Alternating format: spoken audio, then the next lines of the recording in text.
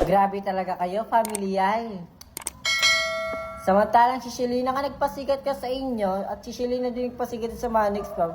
Gagawin ganyan ninyo, pinapaload nyo siya, hindi pwedeng ganyan. Ngayon, hinahamon ko kayo ngayon. Nandito kayo sa Pampanga, hamunin nyo ako dito, tara suntukan. Para lang may pagtanggol ko si Linyay.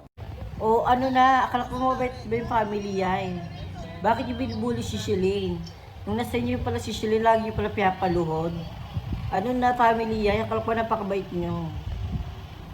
Subukan nyo lang talaga ano yung talaga si Shelin na kayo makakalaban nyo. Sisirain ko kayo lahat sa social media. Don't need no one to tell me how to live just like they would.